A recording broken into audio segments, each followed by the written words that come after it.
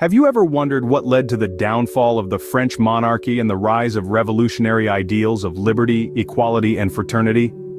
Let's journey back to the late 18th century, a time of grandeur and opulence for the French monarchy. But beneath the surface, things were far from serene. The common people of France, weighed down by heavy taxation and social inequality, were growing increasingly discontent. The stage was set for a revolution, a seismic shift that would shake the very foundations of the French society and forever alter the course of world history. This transformation, this profound upheaval, is known as the French Revolution. From the gilded halls of Versailles to the cobblestone streets of Paris, the echoes of this revolution reverberate even today. This was a time when the monarchy, entrenched in opulence, faced the growing resentment of a suffering populace. To understand the revolution, we must first dive into the economic and social conditions that prevailed in France. As we peel back the layers of history, we find a nation fraught with economic turmoil. An escalating debt crisis, fueled by the country's involvement in numerous wars, had left the French treasury on the brink of collapse. This financial instability was further exacerbated by an inefficient and regressive taxation system that placed a disproportionate burden on the lower classes, the very backbone of the nation. The peasants, artisans, and merchants, who made up the overwhelming majority of the population, bore the brunt of this heavy taxation. They toiled day in and day out, their sweat and blood seeping into the fertile French soil, yet their hard-earned francs were siphoned off to fill the coffers of the monarchy and the nobility. Meanwhile, the nobility reveled in their opulence, blissfully detached from the struggles of the common folk. Their palatial estates and extravagant lifestyles were a stark contrast to the squalor and deprivation that marked the lives of the lower classes. This rigid class system further entrenched social inequality, creating an ever-widening chasm between the haves and the have-nots. The clergy, the first estate, were also exempt from taxation, and they too lived in relative luxury, their wealth derived from the tithes they collected from the populace. While they preached the virtues of poverty and humility, their actions belied their words, further stoking the fires of resentment among the common people. And as the common people grappled with poverty and hardship, they were denied even the basic rights of citizenship. They had no voice in governance, no representation in the decision-making processes that shaped their lives. This lack of political representation was a bitter pill to swallow, a glaring reminder of their perceived insignificance in the grand scheme of things. Such were the conditions that created a tinderbox ready to ignite. The spark that would set this tinderbox ablaze came in the form of a financial crisis, a severe drought, and a series of ill-conceived decisions by the monarchy. And when the flames of revolution finally erupted, they would consume everything in their path, forever changing the face of France and indeed the world. The stage was set, and events were about to unfold that would forever change the course of French history. The financial crisis enveloping France was a ticking time bomb, ready to explode. A debt-ridden kingdom, France's financial woes were worsened by its involvement in costly wars. Attempts to reform taxation were met with resistance from the privileged classes, who were unwilling to pay their fair share. The king's coffers were empty, but the burden of taxation weighed heavily on the shoulders of the common man. The Estates General, convened in 1789, was a desperate attempt to resolve the financial crisis. Comprising representatives from the clergy, the nobility, and the commoners, it was the first time in over a century that this assembly had been called. But the third estate, the commoners, found their voices drowned out, their votes outnumbered by the clergy and nobility. This was not a fair representation of the people, it was a charade of democracy. In a bold act of defiance, the Third Estate took matters into their own hands.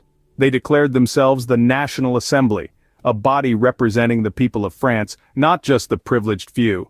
This was a clear challenge to the absolute rule of the monarchy, a call for a constitutional government where the people had a say. But the monarchy was not ready to relinquish control. Louis XVI ordered the meeting hall of the National Assembly closed. Undeterred, the members of the assembly found a new meeting place, a tennis court.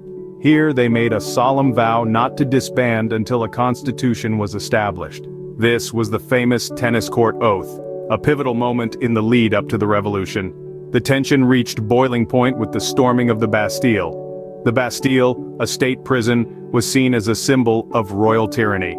On July 14, 1789, a mob attacked the Bastille, freeing the prisoners and seizing arms and ammunition. This was more than just a prison break. It was a powerful statement against the monarchy, a sign that the people were ready to fight for their rights. The formation of the National Assembly was a clear defiance against the monarchy's absolute rule. The storming of the Bastille was a declaration of war against the tyranny of the crown. The stage was set for revolution, and the people of France were ready to play their part. The events leading up to the revolution were not just a series of isolated incidents, they were the sparks that ignited the flame of revolution, a flame that would engulf France and change the course of history. The revolution was not just about overthrowing a king, it was about the people of France asserting their right to liberty, equality, and fraternity. With the monarchy challenged, revolutionary ideals began to take root. The revolutionary spirit in France was not confined to the halls of the National Assembly. It was in the streets, in the homes, and in the hearts of the common people. The Declaration of the Rights of Man and of the Citizen, a revolutionary document, proclaimed the principles of liberty, property, security, and resistance to oppression. It was a beacon of hope, a manifesto of the Enlightenment, echoing the cry for justice and equality. Yet the true embodiment of these revolutionary ideals was not found in the words of a document, but in the actions of the people. In October 1789, women, the unsung heroines of the revolution, took center stage. Tired of the skyrocketing price of bread and the indifference of the monarchy, they marched 12 miles from Paris to the Palace of Versailles. Their demand was simple, yet profound: bread and recognition of their rights. This women's march on Versailles was not merely a protest about food, it was a bold assertion of the people's power over the monarchy. The women not only demanded bread but also the relocation of the king and his family to Paris. It was an unmistakable declaration of the people's sovereignty. The monarchy was no longer the absolute power, the people were. The Women's March on Versailles was a turning point, a moment when the revolutionary ideals of liberty, equality, and fraternity were not just ideals, but lived experiences. It was a moment when the people, especially women, were not just subjects, but active agents of change. The courage of women and their march on Versailles highlighted the quest for equality. It was a pivotal moment in the French Revolution, a testament to the power of the people, and a reminder of the enduring spirit of Liberté, Égalité, Fraternité. The revolution, however, was not without its dark days. As the push for change grew stronger, so too did the force of resistance. The revolution took a radical turn, a period marked by political paranoia and a surge of violence. This was the Reign of Terror, a time when the guillotine became a chilling symbol of revolutionary justice. The monarch's power dwindled, and the revolutionaries, in their quest for justice, held King Louis XVI accountable for the nation's woes.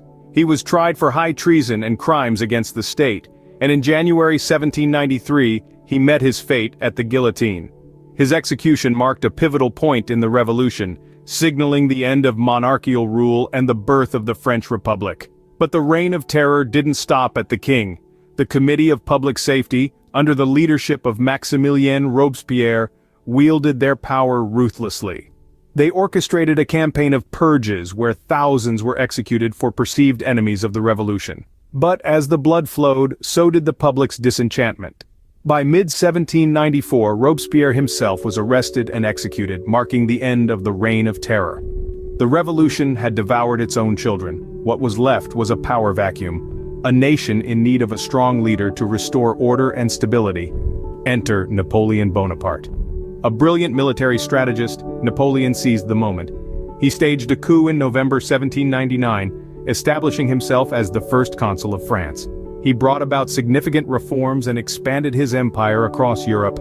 Yet, in his ambition, he declared himself emperor, a move that echoed the very monarchy the revolution sought to dismantle. In the aftermath of the Reign of Terror, Napoleon emerged, marking the end of the revolutionary era. The revolution's ideals of liberty, equality, and fraternity lived on. But they were now under the shadow of a new autocratic rule, a twist of fate that the revolutionaries could hardly have foreseen. The French Revolution, a tumultuous period marked by great courage and tremendous sacrifice, forever altered the course of history.